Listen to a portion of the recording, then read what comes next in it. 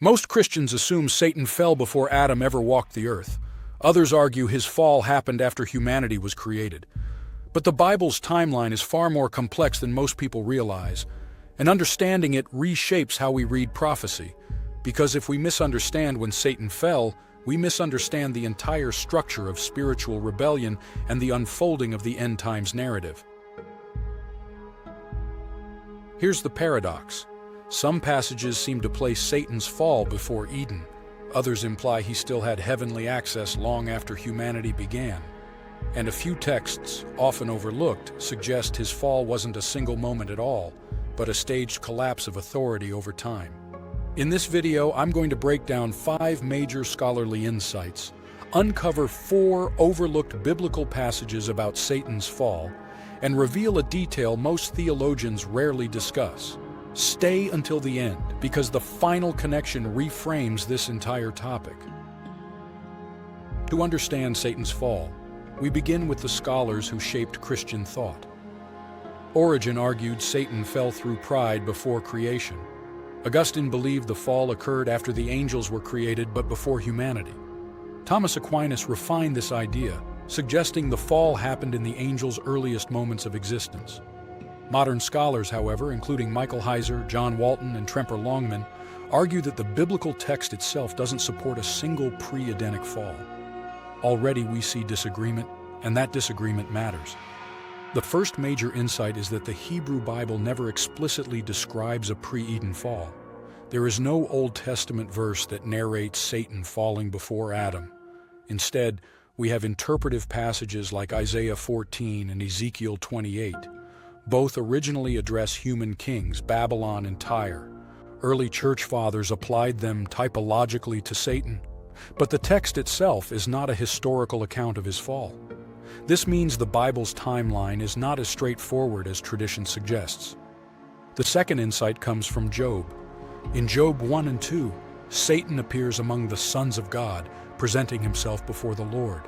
This is long after Eden, long after the flood, and long after Abraham. If Satan had already been permanently expelled from heaven, why is he still appearing in the divine council? Scholars like Heiser argue this suggests Satan's fall was not a single event, but a progressive loss of status and authority. The third insight comes from Revelation 12. It describes a dramatic expulsion of Satan from heaven, but the context is tied to the Messiah's birth and the end times conflict. This suggests a later fall, not a pre-Genesis one.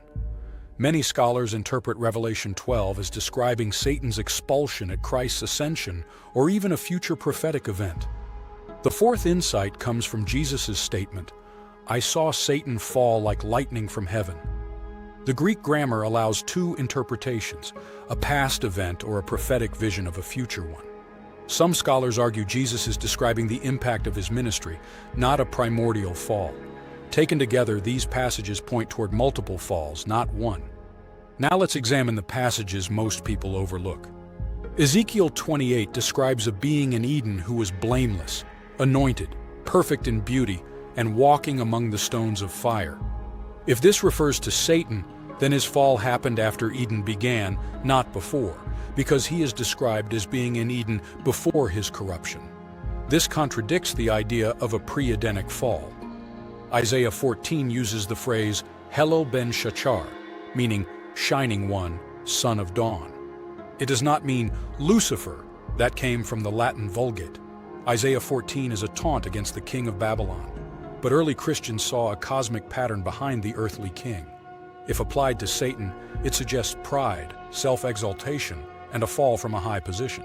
But again, no timeline is given. Genesis 3 introduces the serpent, but the text never calls the serpent Satan. That connection comes later in Revelation. The serpent in Eden is crafty, allowed to speak, not yet cursed, and not yet cast down. This suggests the serpent, if Satan, was not yet fallen in the full sense. He still had influence, mobility, and access. Returning to Job, the heavenly court scene is one of the strongest arguments for a multi-stage fall. The phrase sons of God refers to heavenly beings. Satan appears among them. He is not barred, he is not described as expelled. This reinforces the idea that his fall was progressive. Now let's go deeper into patterns and overlooked connections. The Bible uses a recurring structure: Eden, rebellion, exile. Adam and Eve experience it, Israel experiences it, and Satan appears to follow the same pattern. This suggests his fall aligns with Eden, not before it. Second Temple literature, such as 1 Enoch, describes angelic rebellions. But these texts focus on the watchers, not Satan. Jewish thought did not universally place Satan's fall before creation. In fact, some writings portray Satan as an accuser, not yet fully fallen. Manuscript variants also add nuance. The Septuagint versions of Isaiah 14 and Ezekiel 28 differ slightly from the Masoretic text. The LXX emphasizes pride and downfall but still gives no timeline. This strengthens the case that the timing is not explicit. Finally, the ministry of Jesus marks a turning point. Demons panic. Satan's authority is challenged. Jesus speaks of binding the strong man. This suggests Satan's decisive fall may be tied to Christ's victory, not a primordial event. Let's address the strongest objections. Some argue Revelation 12 clearly shows a past fall, but Revelation is symbolic and often prophetic. The context ties the fall to the Messiah, not creation.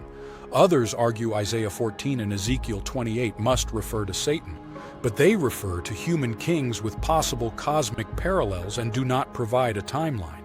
Still others say Satan had to fall before Eden because evil existed. But the Bible never says evil originated with Satan. It simply shows evil entering the human story through the serpent. So why does this matter? Because the timing of Satan's fall shapes how we understand the nature of spiritual rebellion, the structure of biblical prophecy, the meaning of Christ's victory, and the unfolding of end times events. If Satan's fall is progressive, not singular, then prophecy is not just about the past. It's about an ongoing cosmic conflict that culminates in Revelation. This invites us to rethink simplistic interpretations and embrace the depth of Scripture. Today we uncovered 5 major scholarly insights, 4 overlooked biblical passages, a multi-stage model of Satan's fall, and the prophetic implications of that timeline. And here's the final overlooked detail. Revelation 12's fall may be the last stage, not the first. If this shifted how you see Scripture, comment what stood out most. Did the evidence strengthen your faith or raise new questions? Like and subscribe for more deep dives into Scripture and theology, and share this with someone who loves asking hard questions.